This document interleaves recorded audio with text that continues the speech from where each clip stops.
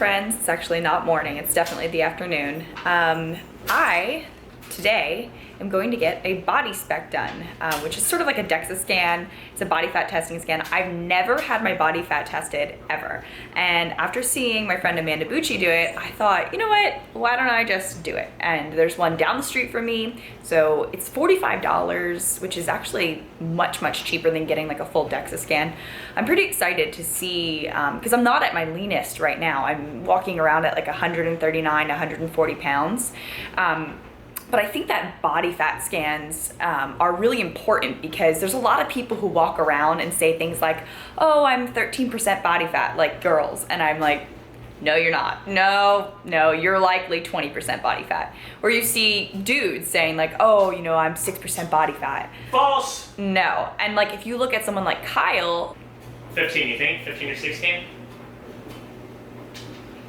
Maybe. I don't know, but I just think that it's really important to get your body fat tested here and there because it's a more accurate, I think, unit of measurement than just the scale, right? I'm walking around at 139, 140 pounds. I've been at this weight many, many times over the past couple of years. I've been at this weight, kind of sitting at this weight for probably a couple months now too. But you know, your body, it changes in composition. So I'm kind of excited to see what my body fat is actually sitting at. And it's probably a lot higher than people are going to assume. This is my body right now. I have visible abs, sort of, like as much as like my abs can show. Because I carry fat all throughout my limbs. So that's all I got for you. But I'm gonna bring you guys along with me, and I'm kind of excited. This will be cool.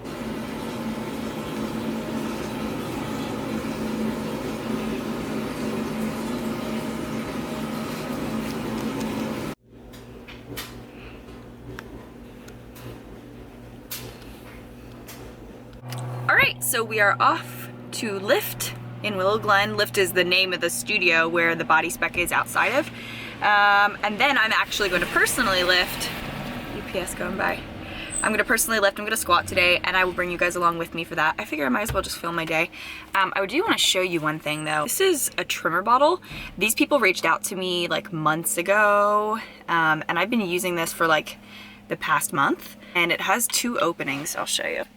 So it has a straw opening, and then it has a bigger enclosure if you want to take like a gulp. This is probably like one of my favorite bottles that I've ever used. The straw, it's got a really big opening at the bottom so you can get a lot of water all at one time. I don't have a discount code or anything like that, but they reached out to me and asked if I would try it out. I really love them. I think they started on Kickstarter, or maybe they were on Shark Tank. I don't know, something like that. But Kyle and I both have one, and we use them every single day. Okay, I think that I'm here. It is super bright right now, next to a yoga studio. I am really directionally challenged. I can never really find where I'm going. I found it.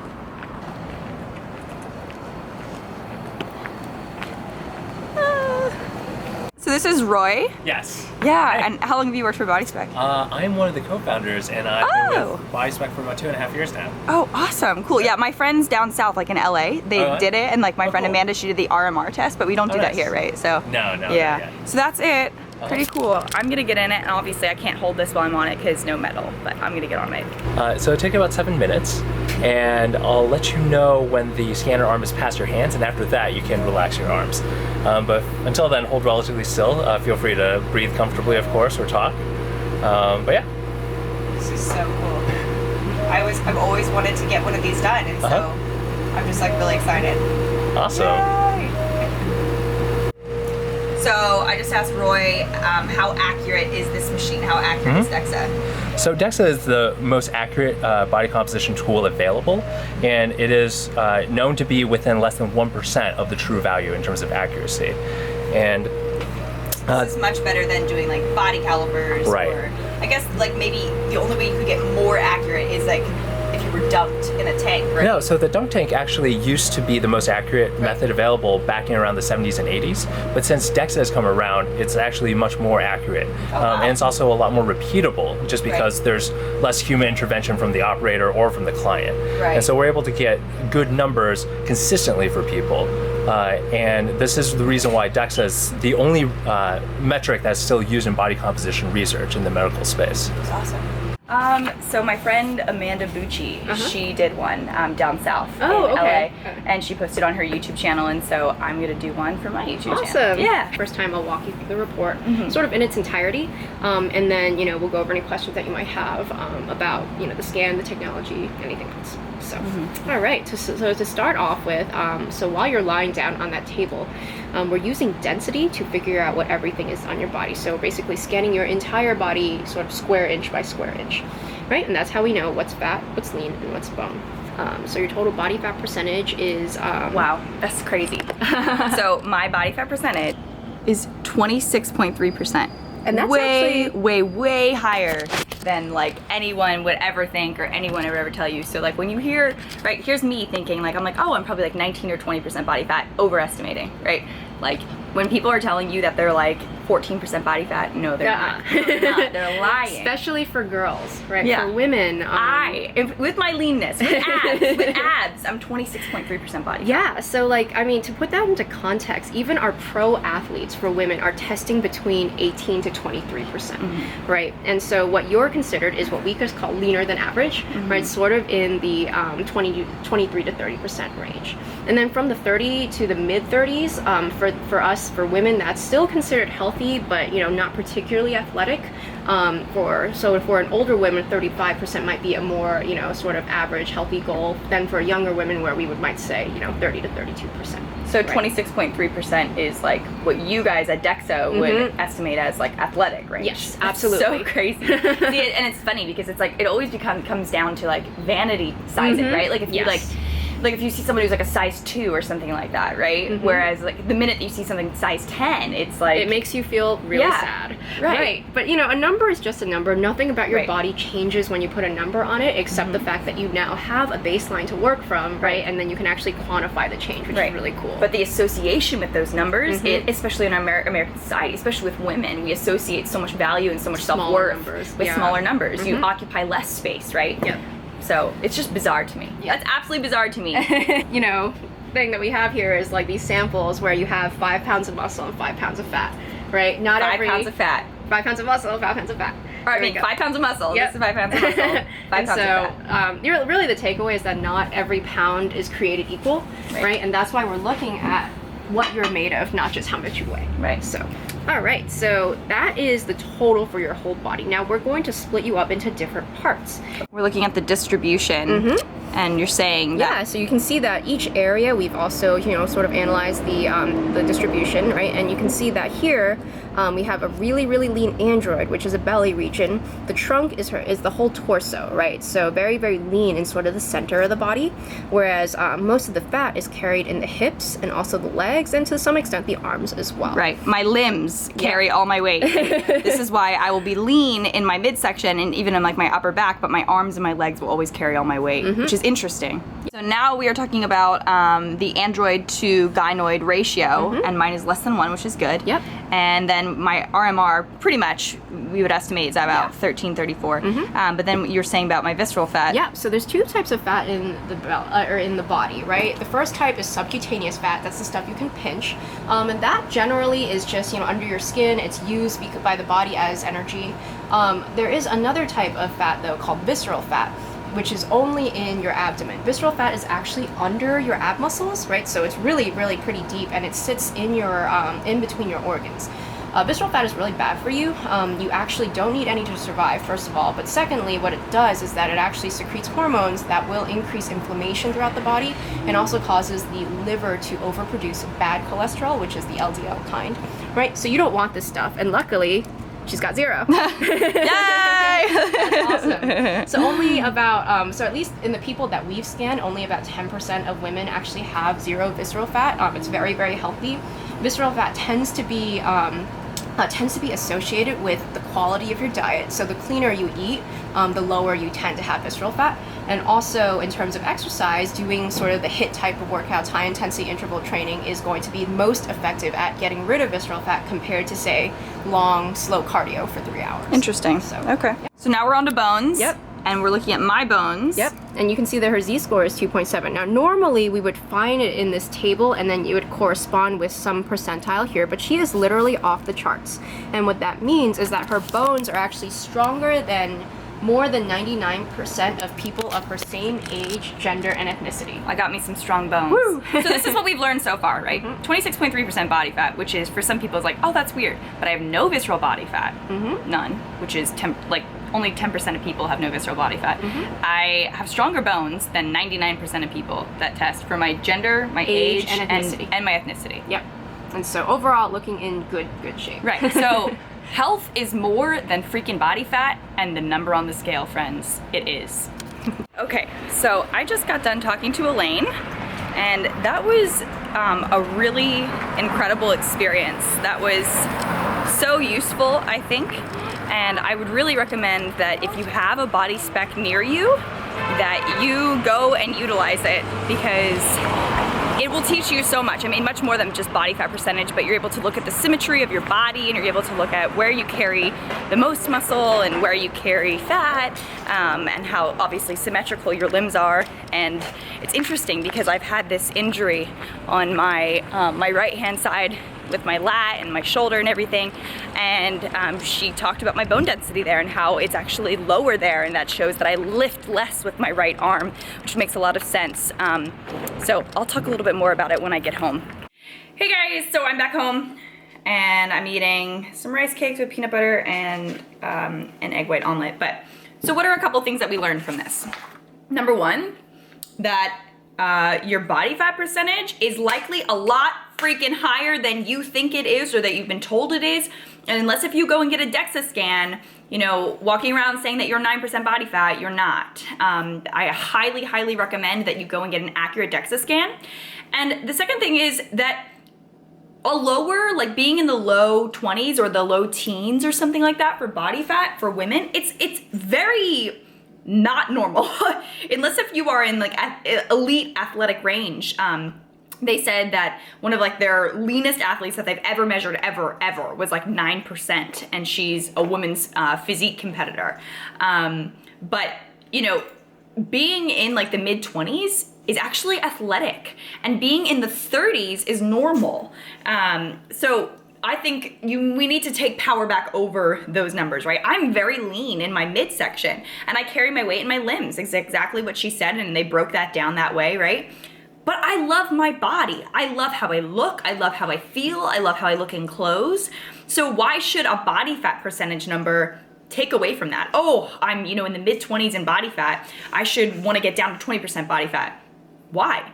I really like where I'm at right now, right? Like, unless if I'm trying to get stage lean, I guess, like, which I'm not, I don't understand why we ascribe so much value and worth to a number, to a scale weight, to a body fat percentage, which are all vanity sizing, right? And it's exactly what Elaine was saying when I was sitting with her, that it ends up becoming, you feel bad about yourself, right? If you have too high of a number, that you want to occupy less. What else did we learn? That I have no visceral fat, right? They said that there are some times where this is only 10% of women have no visceral fat. This means that my body is very, very healthy. I have no fat sitting around my organs, right? So that's something I should be proud of. And also that I have a bone density off the charts. I have a 2.7 Z-score, which isn't even on their charts, right? That's 99% of people do not have as strong a bone density as I have. Those are things that I should be really happy about. In addition, my android to gynoid ratio, the A to G ratio, is less than 1. It's 0.62, which is amazing. It's excellent. And the last thing that I've learned is that my RMR is 1334 a day. That means if I was just sitting in bed doing nothing and did not, you know, exercise all day, just laid there, that's how many calories I would burn. So now I know sort of how to better estimate a maintenance calorie level for myself. So this was an excellent, excellent experience, and I just want to implore you guys to check out your DEXA score, or sorry, to check out your DEXA scan on Body Spec if you get the chance to go and work with them. And do not be afraid of a number on the scale. Do not be afraid of a body fat percentage number. And now that that's over, we are gonna go squat. I'm gonna bring some Icon Meals popcorn with me. You can use my code OhItFits to get 10% off your order. And of course, Sour Heads Bang, right? What time is it now? yeah, 3:40. So I probably ate at like 3:15. And then mid-workout, I will nom on this. That's what I've been doing lately, and I actually really like it. I eat right before I go train. I roll out for a while, and then I'll squat. And then right after I squat, I always deadlift because I'm running sort of like a modified cube method. And I will eat that popcorn as I'm like in between sets sometimes. I don't know. I was never an intra-workout eater, and now I really like it.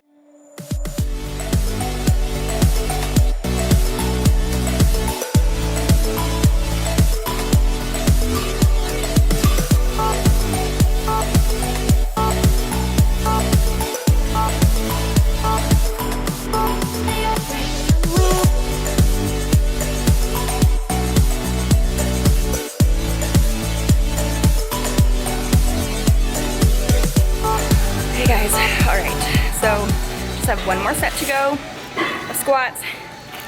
I'm starting to eat my Icon Meals popcorn now because it's like 4:45, so I need to get some more food in me because that was only like, I don't know, maybe 300 calories earlier. I didn't track it, so this is like 150 calories. All right, one more set and then we deadlift.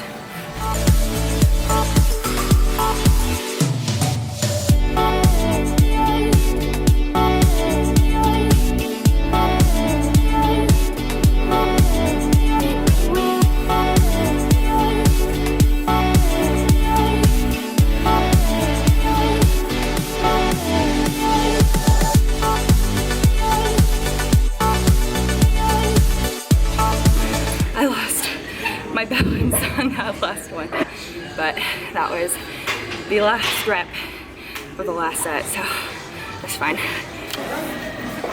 All right, chucks back on. You guys can't even see my fucking face. Putting chucks back on. Got this big old bun on my head, and we're gonna deadlift. I'm gonna roll up my back just a little bit. Deadlifts, so because I'm running sort of like a frequency block, like sort of like a cube method a little bit. So I'll do like heavier squats and then light deadlifts. So I'm only doing like 195 4x4. We just really just want to focus on form, but I will put my belt on. And yeah, I mean, so it's really easy deadlifts, and then we'll just finish with some accessory work.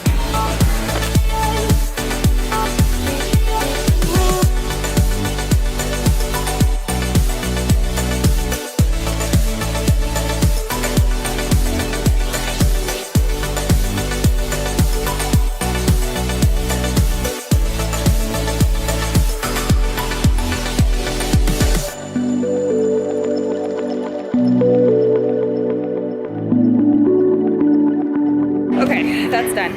I have to do some hack squat, and then supported row, and then banded split squats. But I'm not gonna film that stuff because I'm not allowed to film here anyway. And to have my camera out in the middle of nowhere just to do accessory work, you guys don't need to see it. If you want me to film an entire like workout with accessory work, I'd have to be at 1825. And if you guys are interested, like this video, comment below, tell me what you want to see Kyle and I do. Kyle obviously does this for a living. He runs his clients through circuits.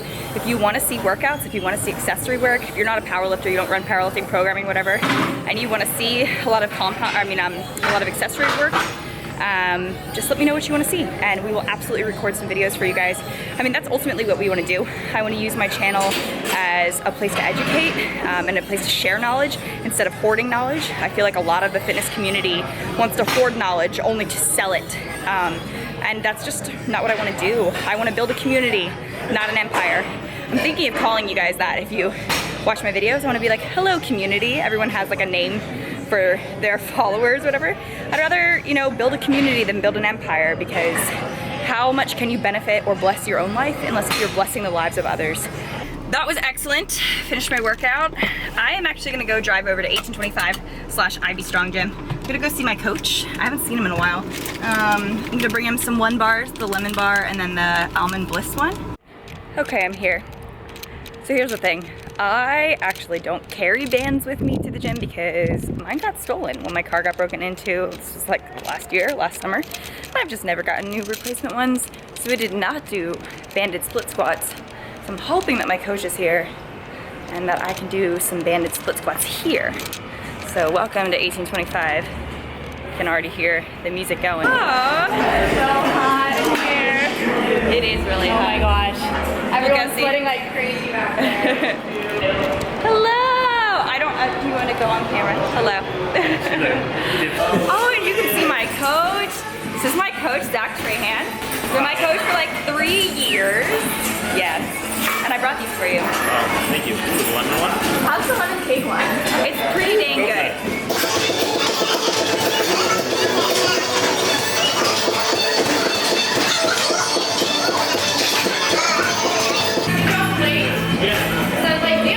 I get put to work as soon as I get here.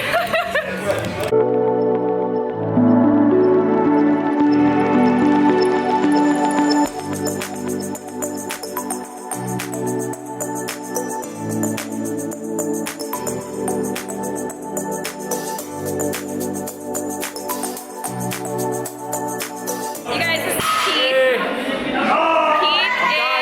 He's dying in here. It is hot. Man, it is hot in here. Hi guys.